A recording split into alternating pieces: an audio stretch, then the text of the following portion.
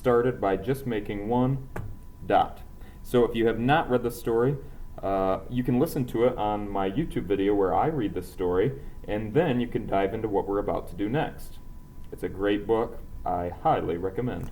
So, after you read the story, you can grab some paper. So, I started with a half sheet of white paper, and then I used glue to glue around the outside edges, some in the middle, and I smack dabbed it in the center of a colored paper. So you can choose whatever color you want.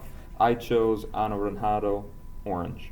Alright, so pick whatever paper you want, and you can kind of make a frame or border edge around your white. The only reason we're doing that is so that some of our colors, when we do a little print paint, will show up even brighter on the white, and some will show up on the orange, and it'll kind of be like some of Vashti's work in the book as well. So we are going to use some liquid tempera today. You can use acrylics, you can use tempera. I use these handy dandy styrofoam trays as a palette because they're easy to wash and clean afterwards, and it's just another way to use something that otherwise would be thrown out or recycled. So reduce, reuse, recycle. You can use a foam tray as a palette. Then we are going to collect some interesting objects. So I've done a little collection of lids. So this lid was to some butter.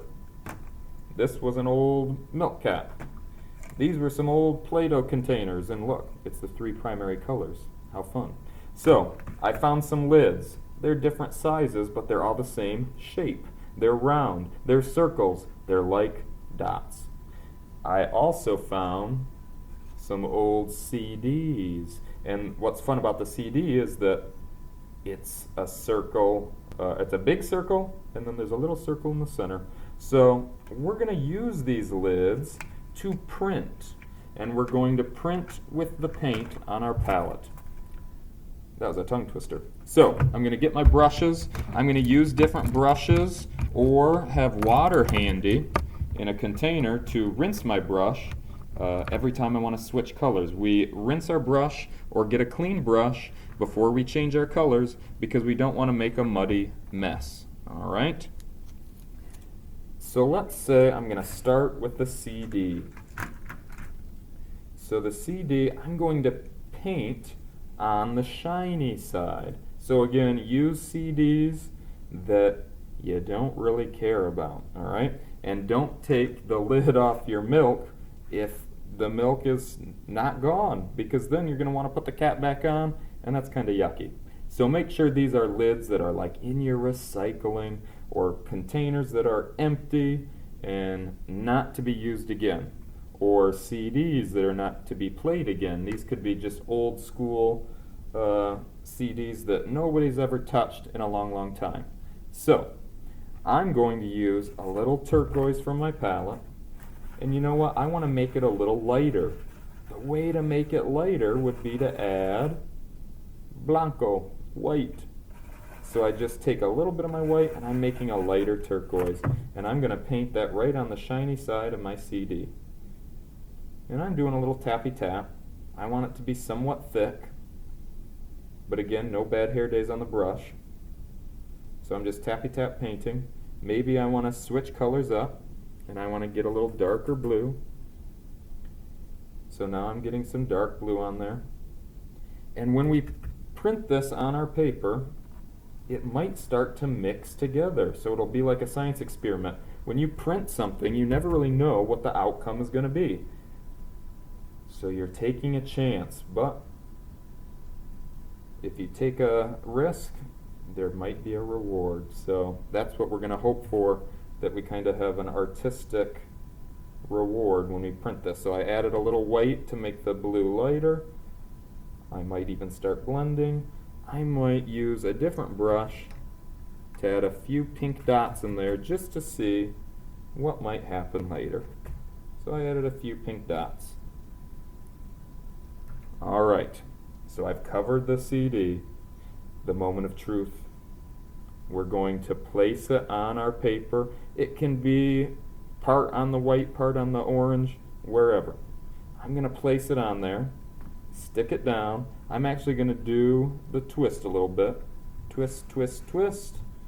Maybe a little more twist. It's up to you. You're the artist. Then I'm going to lift it off.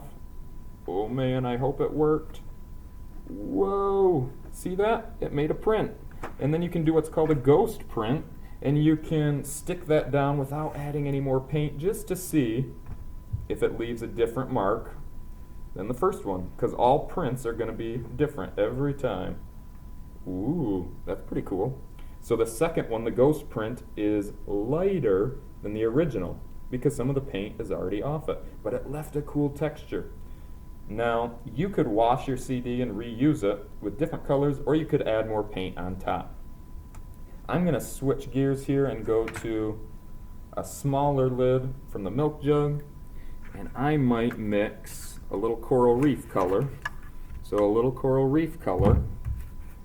I'm going to use some pink, some orange, and some Blanco white to make a little coral reef color. I like it. So I'm going to use that to paint on my milk cap. I'm going to tappy tap it. I might get it a little thicker. And then we'll just see how that looks on the paper. Ooh, not that great. I didn't push hard enough. So, I load it up with more paint. And I try again. So printing is an experiment. I'm going to push really hard in the center since I missed some paint last time.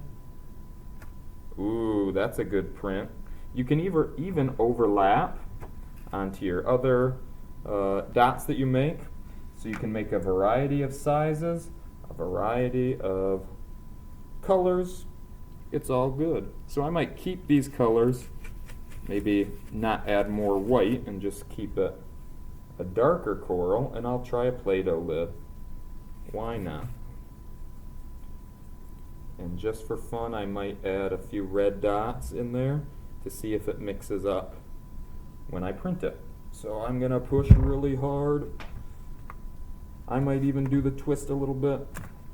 Ooh, I like that print. It almost looks like a planet from up in space. So I'm going to just do plain red this time. And do you know what red and white make? It would just make a pink, so I might just put a little white in there and see if it mixes into pink. So I did white dots. We'll see if it makes pink dots. And I'm going to put it over here. Press really hard, maybe do the twist to see if that white and red mix up. Ooh, it did. It kind of looks like the planet Mars. So I might do one more print because I think you get the idea. And I'm going to go back and I'm going to actually use black this time. So I'll fill the whole lid with black.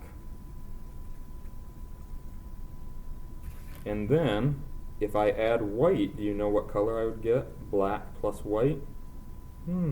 Let's find out. So I'm going to put some white dots on my black lid here, and we'll see what we get. So I'm going to press in the center.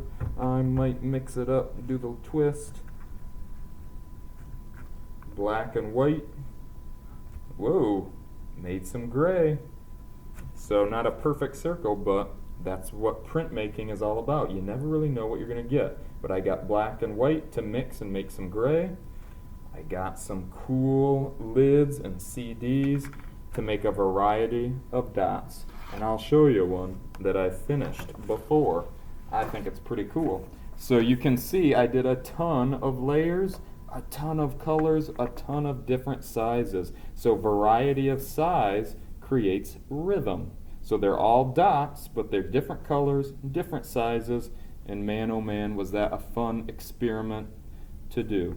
So hopefully you can read the story of the dot, and then just like Vashti, you can create with mixing colors, mixing lids, maybe even some patterns on there, and see what you get. So you're an artist, you're a scientist, you're a champion. We'll see what you come up with, because I bet you're going to like the results. Have fun. Good luck.